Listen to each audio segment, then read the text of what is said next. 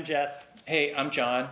Today we're doing Why Do My Partner and I Argue About Money, Part 2. This is about money and the unconscious. Have you ever called your partner after work and told her you're gonna pick something up, like buy something on the way home? Yeah? And when you told her that, did she ever express what seemed to you to be a little bit of irritation? On occasion. And did you not know why she was irritated? Well, sometimes I do, but sometimes I you don't. don't. Yeah, there's a mystery to all of this, isn't there? Right. And then are you irritated with her because she's irritated with you? Yes, on occasion that will also happen. Yeah. So that's what we're talking about today. We're gonna talk about how the unconscious impacts scenarios just like this one. So Jeff, let's start with this. Yeah. What is the unconscious? It's a good question. So have you ever practiced a skill a lot, like early in life? Like maybe playing the piano or an instrument, or maybe like a sport or something like that, like Sure. baseball, something like that. And you do it a lot, and then like 10 or 15 or even later, 20 years later, you haven't done it in that time, and you go to play that song again and it just comes back. Yeah, and that's really weird. I was thinking the other day, we went skiing as a family, and I hadn't skied in like 15 years. And I was like, I have no idea if this is going to work at all. But I put the skis on and I was skiing. It was strange. Okay. Well, let's talk about another example. Okay. So have you ever tried to type in a password that you really didn't have like memorized, but when you sit down and sort of shake your brain a little bit, you can just click the letters and numbers for the password? Yeah, that's really weird, because it's like when I try to remember it, I have nothing. But if I can kind of turn my brain off and go somewhere else, it's like my fingers know how to do it, but my brain doesn't. Yes. It just, for some reason, it just comes out when you're typing. Yeah. So these phenomena, and lots of other ones, okay. I mean, these are just a few examples, right? Lots of other ones are pointing to an unconscious process. Okay. All right. So the idea of the unconscious is that simply there's this phenomenon, this set of phenomenon like this, where some parts of who we are and what we're thinking and feeling are not always in our awareness. And that's the basic idea of what an unconscious process is. Okay. And it happens for everyone all the time, because the truth is you can't be conscious of everything that's going on in your mind. It's just too much work. There's something that you're not completely aware of in a moment. Okay. It's happening perhaps in a rote or routine way, like that password example. You know, there's something going on there where you're not completely conscious of what's happening. You don't exactly know what the password is until you type it. Or in the example where your partner has a particular expression, but you ask them about it and they have no idea what you're talking about. There's a sense that their face tells something that they're not aware of. So they're not just possessed, right? They're not just possessed. And also they're revealing something that they're not intending. Ooh, yeah. Right? Because they don't necessarily want you to know what that feeling is that their face is giving. It's kind of that question, so you're mad at me, right? And you're like, no, I'm not mad at you. But the tone, right? The tone shows you that they're mad, right? Yeah. Yeah. And then we argue about all of that instead of whatever it was that we were actually having our moment of fellowship about. Yes, your moment of fellowship, right? Yes. If you like our videos, please hit like and subscribe so we can get more content like this to you. Also, this is the second of 6 videos on this subject, so be sure to check out the others. And visit our website at relational-media.com, where you can learn more about our product, More Than a Budget, which is a deep dive class on money and relationships. All right, so how we grow up impacts how we view money now. Okay. So we just talked about the idea that we have patterns of relating that are not completely in our awareness. So it's an unconscious process. Because we had so many of them happen while we were growing up. Right. Yeah. Thousands and thousands of them. And we're learning from all of them. We're learning machines, so we're learning all the time, right? And often, the attitudes we have about money, they're not totally conscious to us. Sure. So let's take an example. If we grew up poor and fear not having enough, whether it's money or anything else, right? We might go to a store and want something, but fear purchasing it. Sure. Because it could mean there wasn't enough for later. And it doesn't matter whether that's objectively true.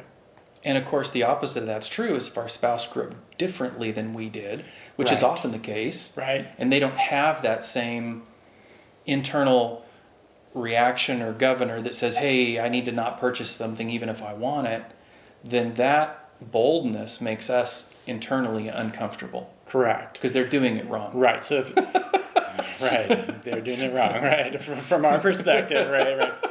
Because we have a particular attitude about it that we're not paying attention to, right? It just seems like something is a particular way, whether it's felt as wrong or something else, right? So basically in the scenario I gave, if you have an underlying attitude of scarcity or fear, it can influence your decision making. Sure. Even if the objective facts are against the decision. You could be a millionaire and feel like you don't have enough. Right. And many of us are not in the same circumstances that we were when we grew up, but we still feel the same way. Right. Okay, that makes sense. Yeah. Yeah, so it's a pretty basic idea. Am I stuck? No, you're not stuck.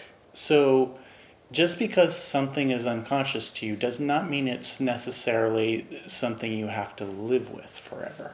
Okay. And I want to give us some tips for how to be thinking about the unconscious processes that you might find yourself in or in your relationship with your partner. So the first one I would say is you want to elicit help when you think that there's something going on like we've been talking about. And instead of having a conflict about it, ask for help. I don't know what's happening right now. You seem irritated with me. Your facial expression seems irritated with me. Or your tone of voice from the phone call about what purchase I was going to make seems irritating. Or it doesn't have to be irritation. It could be any feeling, right? Right.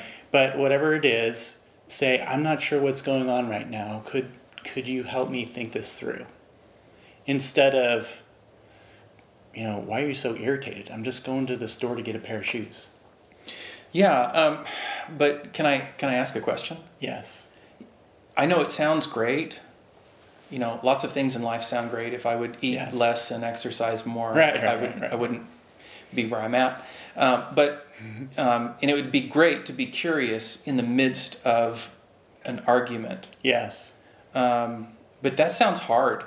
And is it possible that maybe it might be helpful to say, hey, now that this argument is over or this frustration has passed, could we take a look back at how we got here and maybe what's underneath this? Absolutely. I mean, I think it's always smart to have some time, either after even a small disagreement or a large one, to kind of debrief about it with your partner. Sure. And when you're not as heated about it or your feelings aren't as hurt or whatever, and just say, hey, can we talk this through? Sometimes arguments end in a way that they feel resolved, so you won't need that every time. But I do think it's a good idea to have some space in the relationship to allow for moments like that where you can kind of look at something from a different perspective. So I want to make sure I fully understand this. Yeah. So if I understand, for instance, the reason I'm getting upset is because I perceive that you're spending money and that makes me fearful because I grew up in a place where that was a bad plan, and now we're not in that same place. Because I'm thinking about it, I won't think that anymore, or I won't feel that anymore? No, not at all. In fact, because whatever the thing is, the pattern in this case that you're describing is something that you learned over years from your interactions with people who are important to you, there's a really good chance you'll feel that way again. Okay. But if you are aware of when it's happening, then you have an opportunity to make a change right there. So being able to identify it in the moment that it happens helps you to say, oh, this is that thing that I talked about before, and do I want this to go down that path again? And it also theoretically could be, if I'm in a relationship with someone who's helping me be curious about these things, they can recognize that reaction that I'm having, Yes. maybe even before I can become aware of it, and they can go, oh, I know why he's, or I know why she's, and maybe I can be the one that doesn't react Yes. and kind of stop the cycle. Yeah, I mean, if you can be in a situation where you're observing your partner's thing that they've discussed before that seems unconscious to them, and then say it, hey, is this like that thing we talked about before? It might be enough to help them change gears right then. Sometimes yes, sometimes no. Sometimes you might get a shoe thrown at you. Yes, the shoe that you bought on the way home. Right. All right, tip number 2. Yeah. So sometimes you can notice when something is out of your awareness because you have a vague feeling of discomfort. And so pay attention to when that happens to see if there could be a pattern in that. Okay. So, a lot of times the reason that something is not quite in awareness to us is because it is a process by which we would like to avoid some distress. Okay. And that's one of the functions of what are called defenses, right? To consciously or unconsciously move us away from distress. So if something just doesn't feel right, if you have that gut intuition or there's some kind of discomfort around a subject, you might want to just pay attention right there. Okay. So number 3, be persistently curious. That's what you were alluding to before, right? About how your mind works. And once you learn something about yourself, don't imagine that it's the last thing that you're going to be learning about that specific subject or any other one, right? So one of the things that is helpful to keep in your head is that you might have some insight about why you do something, but it may not be the only reason why you do something. So motivation can be multi-determined, more than one factor leading to why you do that thing. So just because you know one doesn't mean you know it all. And your partner actually, if they may be a good partner to you by helping you figure out what the other things are. Does that make sense? It does. Okay. Before we get to number 4, though, I think it sounds like this is a lot of work. Yes, it is a lot of work. So you've heard the phrase, marriage is work. Yes, I have heard that. I've experienced that. As have I. And I think, one of the things that we sometimes lose focus of is that a relationship is a process. It's not an end. So while you may have goals and you may achieve goals in your relationship, when the goal is achieved, that doesn't mean it's your last achievement. The process of relating is really what we're talking about now. So the fact that relationships are work is just a truth about relationships. And I'd have to say also, going through arguments that I don't quite understand, having reactions that create stress for a night or a weekend or sometimes for multiple days, that were potentially started by things that, like you said, I want to avoid. Yeah. That's a lot of work too, to be in that uncomfortable space for a long period of time. That's right.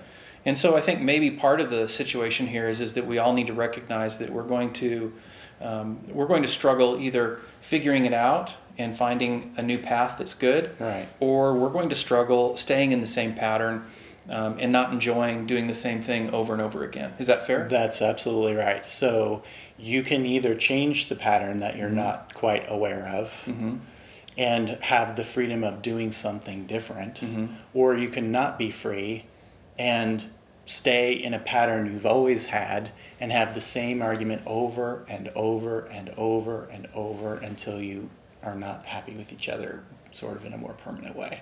Yeah. So I personally would like to avoid that problem. Okay. So number 4. So number 4, yes. So I think one of the most important things to do is to work as a team with your partner.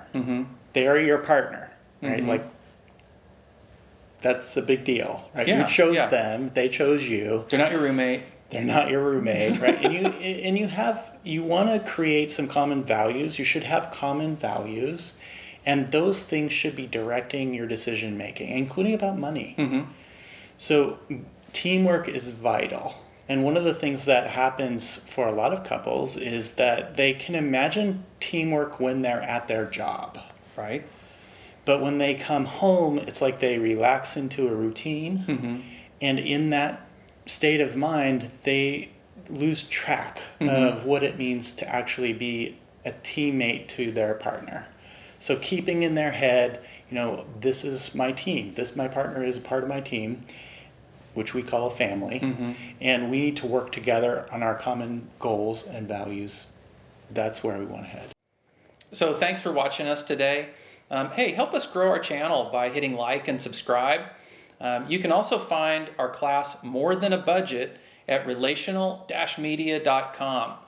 You can also look for our other 5 videos answering the question of why it is that we argue so much about money.